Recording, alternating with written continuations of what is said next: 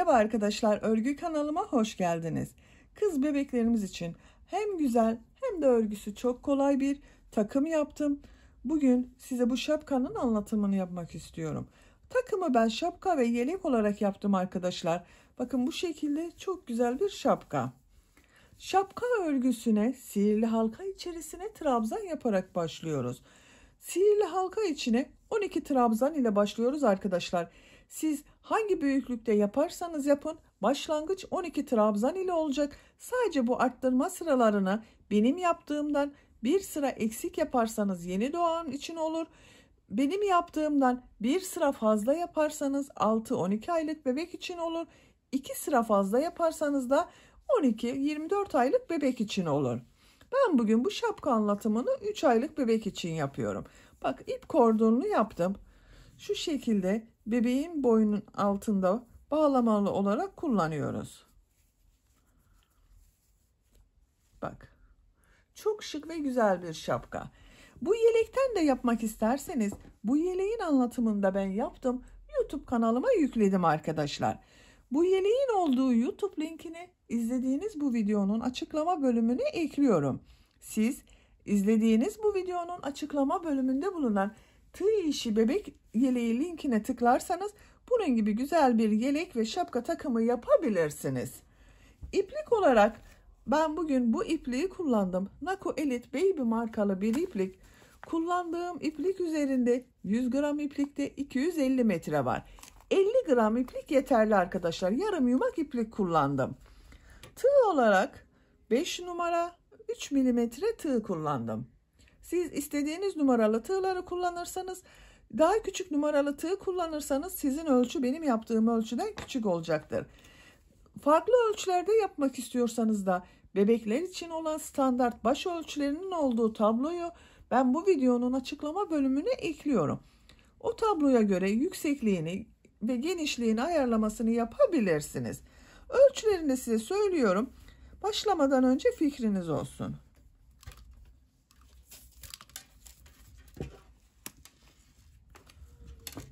Bak. Genişliğini ölçüyorum. Bak şu şekilde ölçüyorum.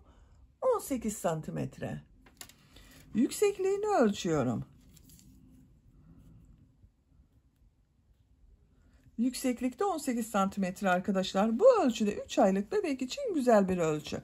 Ben bugün bu iplik ve bu markayı kullandım. Siz bu şapka ve yeleği istediğiniz marka iplik ve renkleri kullanarak yapabilirsiniz. İpliği, tığı hazırlayalım. Hep birlikte bu güzel ve kolay şapkanın örgüsüne başlayalım. Örgü kanalıma abone değilseniz abone olmayı unutmayın lütfen. Örgü kanalıma abone olmak ücretsiz. Örgü kanalıma ücretsiz abone olup orada bulunan zil şeklinde dokunarak açık yaparsanız kanalıma video yüklediğim zaman ilk önce size bildirim gelir. Örgülerimden herkesten önce sizin haberiniz olur. İzlediğiniz videolarıma beğeni ve yorumlarınızı da yaparsanız çok sevinirim arkadaşlar. Örgü kanalıma ücretsiz abone olup beğeni ve yorumlarıyla destek olan bütün arkadaşlara ayrıca teşekkür ederim. Hepinize kolay gelsin. İyi çalışmalar. Şapkanın örgüsüne sihirli halka yaparak başlıyoruz. Sihirli halkayı bilmeyenler için gösteriyorum. Bakın ben bu şekilde yapıyorum arkadaşlar. Parmağımın üzerine doladım. Bu ilmeğe bak tığ takıyorum. İplik aldım. Çektim. Yavaşça parmağımdan çıkardım. Burada bir zincir yapıp sağlamlaştırdım. Sihirli halkayı yaptım. 2 zincir yapıyorum. Tığ üzerine iplik alıyorum. Bu sihirli halka içine 12 trabzan yapıyorum. Bak 2 defa da çıkardığım trabzanı yapıyorum. 1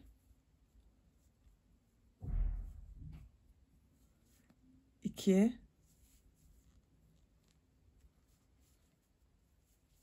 3 4 5 6 7 8 9 10, 11, 12. Bak 12 trabzan yaptım. Şu ipliğin ucunu yavaşça çekiyorum bak. İpliğin ucunu çektiğim zaman ortada hiç boşluk kalmadan birleşti. Tığ üzerine iplik almadan burada bak 2 zincir yaptım. Bir ilmek var. Bu ilmeğe tığı takıyorum. Şu ipliği de üste çekiyorum bak şu şekilde. İlmek aldım, çektim. İlmek kaydırma yapıyorum. Bak bir yuvarlak oluştu burada arkadaşlar. Şimdiki sırada arttırmalar yapıyoruz. İkinci sırada her ilmek üzerine ikişer defa trabzan yapıyorum.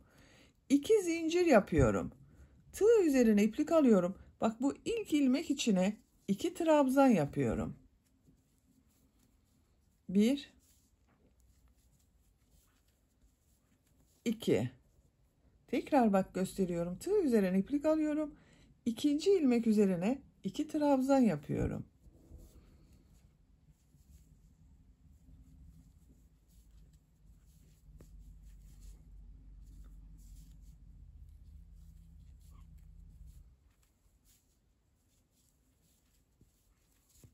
Her ilmek üzerine ikişer trabzan yapıyoruz. Sıra sonuna kadar devam edelim. Sıra sonuna kadar her ilmek üzerine ikişer defa trabzan yaptım, tamamladım. Bak 12 ilmek üzerine ikişer defa trabzan yaptım. Bu son yaptığıma da bak 2 trabzan yaptım. Son ilmek ile burada yaptığım bu ilmeği ilmek kaydırma yaparak birleştiriyorum. Bak arkadaşlar. İkinci sıra üzerinde her ilmeğe ikişer defa trabzan yaptım. Toplam 24 trabzan var bir sıra üzerinde. Üçüncü sıradayım. 2 zincir yapıyorum. Tığ üzerine iplik alıyorum. Bu sırada bir çift, bir tek, bir çift, bir tek trabzanlar yapacağız. Bak ilk ilmek üzerine çift trabzan yapıyorum.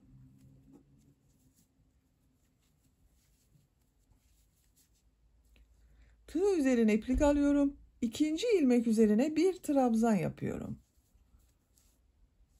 Tığ üzerine iplik alıyorum. Üçüncü ilmek üzerine 2 trabzan yapıyorum.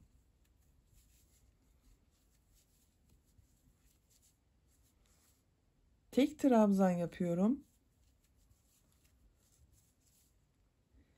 2 trabzan yapıyorum bak buna.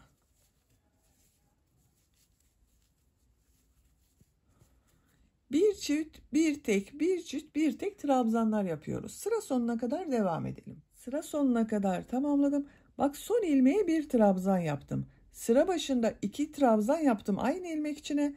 Sıra bu sonunda bir trabzan yaptım. Son yaptığım ilmek ile ilk ilmeği ilmek kaydırma yaparak birleştiriyorum. Bak arkadaşlar. Üçüncü sırada bir çift, bir tek, bir çift, bir tek trabzan yaptım. 12 arttırma yaptım arkadaşlar. Üçüncü sıra üzerinde bu bir sırada 36 trabzan var. Dördüncü sıradayım. 2 zincir yapıyorum. Bu sırada bir çift, iki tek, bir çift, iki tek yapıyorum. İlk ilmek üzerine 2 trabzan yapıyorum.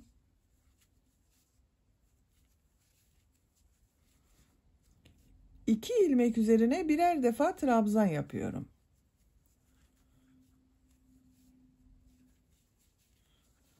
Bak 2 ilmeğe bir trabzan yaptım. Üçüncü ilmek üzerine 2 trabzan yapıyorum.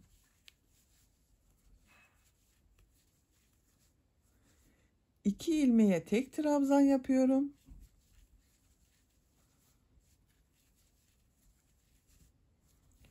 Üçüncü ilmek üzerine 2 trabzan birlikte yapıyorum bak.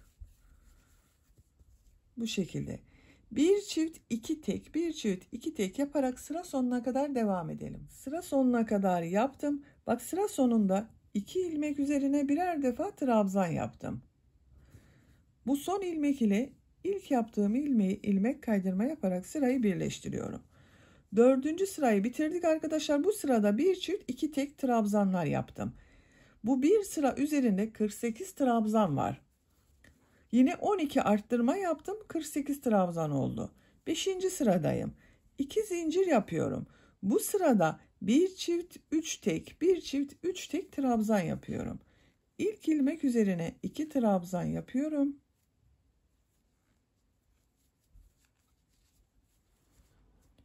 Üç ilmek üzerine birer defa trabzan yapıyorum.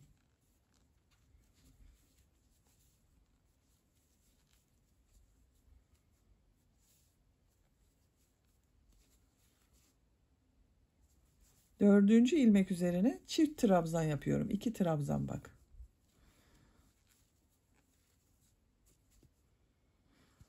Bir çift 3 tek yaparak sıra sonuna kadar devam edelim. Sıra sonuna kadar tamamladım. Son 3 ilmeğe de birer defa trabzan yaptım. Bu sırada bir çift trabzan yaptım. 3 ilmeğe tek trabzan yaptım. Son ilmek ile ilk ilmeği ilmek kaydırma yaparak sırayı birleştiriyorum. Bu bir sıra üzerinde 60 trabzan oldu. Ben arttırmaları burada bitiriyorum arkadaşlar. Yine her sırada bak 12 arttırma yaptım. Siz daha büyük yapmak istiyorsanız bir sıra daha arttırma yapabilirsiniz. 6 aylık bebek için yapacaksanız bu şapkayı 6. sırada bir çift 4 tek, bir çift 4 tek yapabilirsiniz. 1 yaş çocuk için yapmak istiyorsanız da bir dahaki sonraki sırada bir çift 5 tek, bir çift 5 tek bu şekilde arttırmalar yaparak yapacak olduğunuz bebeğin büyüklüğüne göre şapkanın başlangıcını yapabilirsiniz. Bir sıra trabzan sırası yapıyorum. 6. sıradayım. 2 zincir yapıyorum. Tığ üzerine iplik alıyorum. Arttırma yapmadan her ilmek üzerine birer defa trabzan yapıyorum. Trabzan sırası yapıyoruz.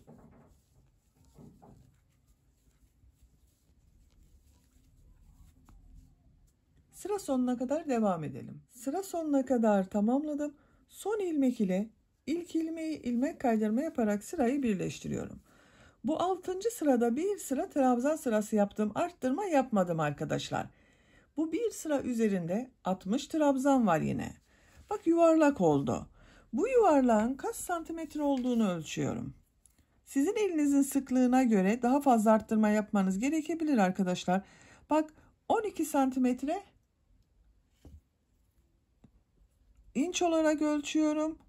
4,5 inç. Ben bugün 3-6 ay arası bebek için yapıyorum. Bu ölçüde yaptım. Dediğim gibi siz 6 aylık bebek için yapacaksanız burada arttırma sırasını bir sıra daha yapabilirsiniz. Veya 1-2 yaş arası çocuk için yapacaksanız da 2 sıra daha arttırmalara devam edebilirsiniz.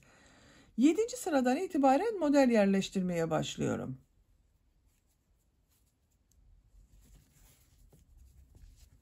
Bir zincir yapıyorum. Bak tığ üzerine iplik alıyorum. 2 ilmek üzerine birer defa trabzan yapıyorum.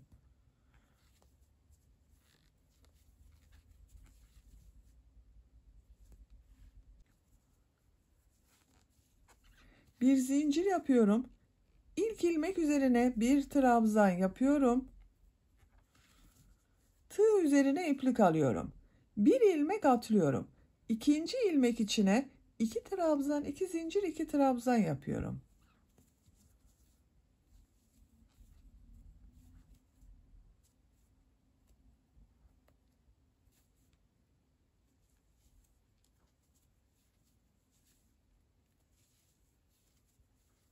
Bak aynı ilmek içine 2 trabzan, 2 zincir, 2 trabzan yaptım. Tığ üzerine iplik alıyorum. Bir ilmek atlıyorum. İkinci ilmek içine bir trabzan yapıyorum. Tığ üzerine iplik alıyorum. Bir ilmek atlıyorum. İkinci ilmek içine 2 trabzan, 2 zincir, 2 trabzan yapıyorum.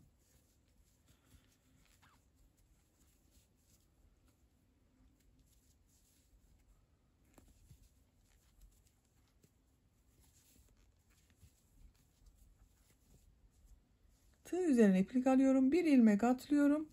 Bir trabzan yapıyorum. Tığ üzerine iplik alıyorum. Bir ilmek atlıyorum. İkinci ilmek içine 2 trabzan, 2 zincir, 2 trabzan yapıyorum.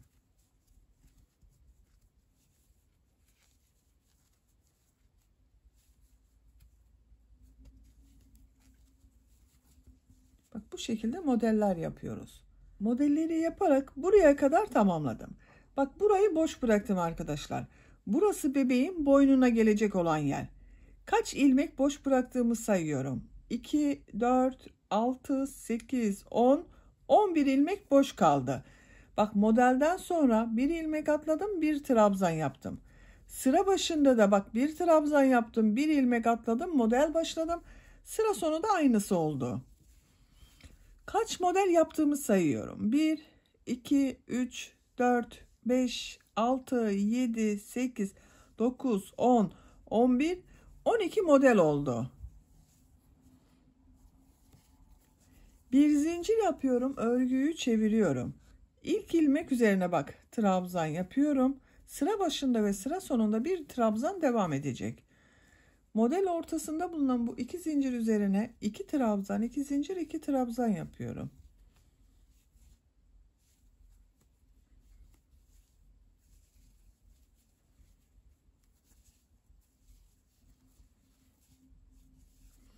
Bir trabzanın üzerine bir trabzan yapıyorum. Tığ üzerine iplik alıyorum. Diğer model ortasına da iki trabzan, iki zincir, iki trabzan yapıyorum.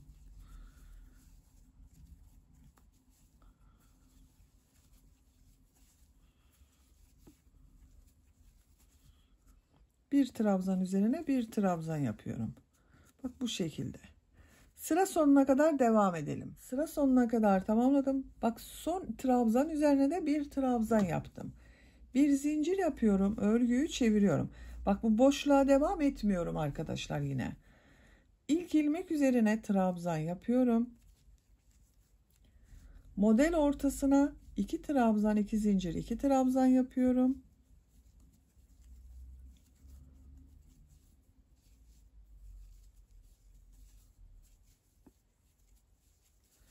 Bir trabzan üzerine bir trabzan yapıyorum. Model ortasına iki trabzan, iki zincir, iki trabzan yapıyorum.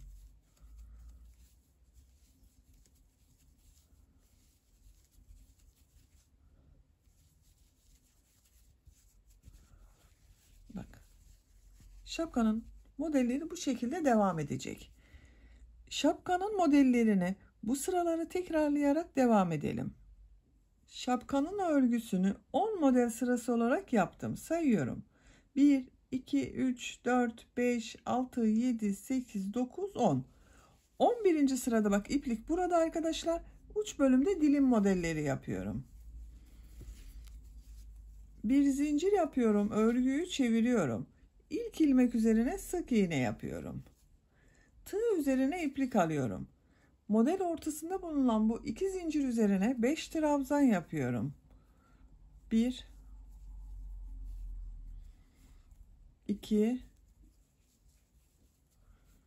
3, 4, 5. Tığ üzerine iplik almadan bak burada bir trabzan yapıyordum. Bunun üzerine sık iğne yapıyorum.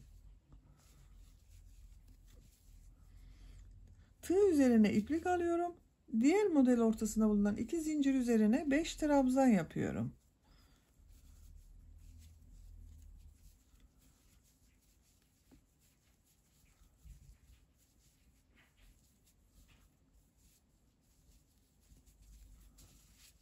Bakın 5 trabzanı yaptım.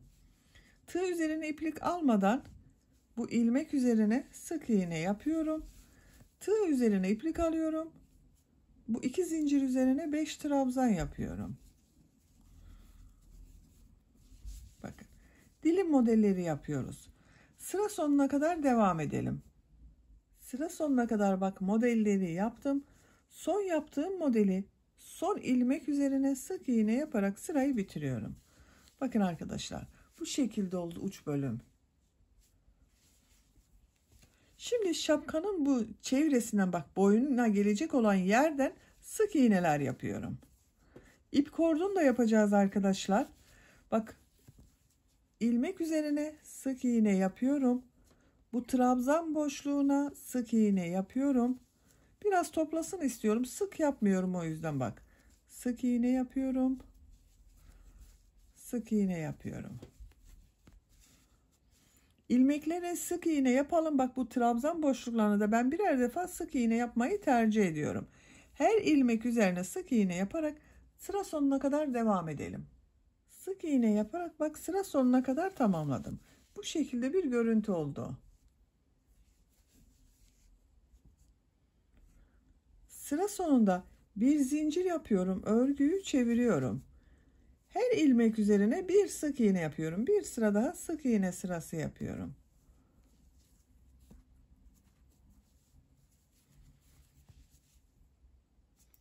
Sıra sonuna kadar devam edelim. Sık iğneler yaparak bak sıra sonuna kadar tamamladım. Görüntü olarak böyle görünüyor arkadaşlar.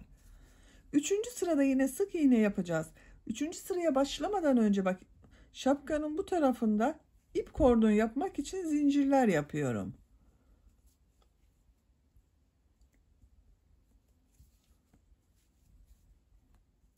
...80 zincir yaptım. Bak bu şekilde oldu arkadaşlar. Şimdi bu zincirler üzerine ilmek kaydırma yapıyorum. Bak tığ üzerine iplik almadan ilk ilmek üzerine tığ takıyorum. İplik aldım, çektim. Tığ üzerinde bulunan ilmekten de çekiyorum. Bak tekrar gösteriyorum. Tığ ilmeğe takıyorum, iplik aldım, çektim. Tığ üzerinde bulunan ilmekten de çekiyorum. İlmek kaydırma yapıyorum.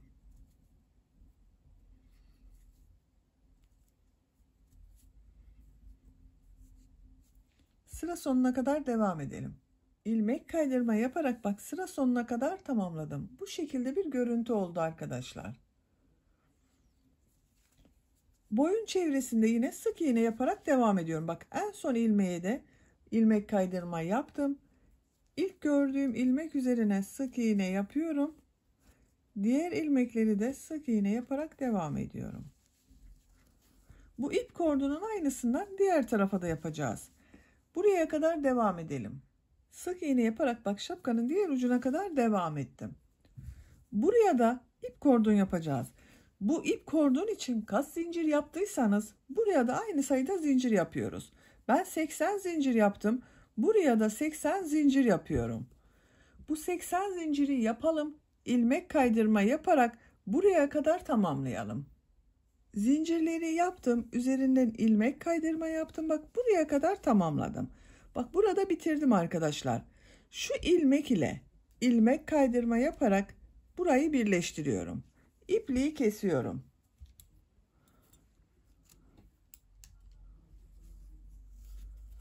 Bak ikinci ipliği de burada bitirdik. Şu şekilde oldu ip kordonlarımız. Eşit oldu bak her ikisi. Böylece şapkanın örgüsünü tamamladım. Bak bebeğin boynunun altında şu şekilde fiyonk bağlayarak kullanabiliriz. Bakın arkadaşlar şapka hem çok güzel hem de çok kolay yaptık. Ölçülerini de size söylüyorum. Bak bu ölçüyü ölçüyorum. 18 santimetre.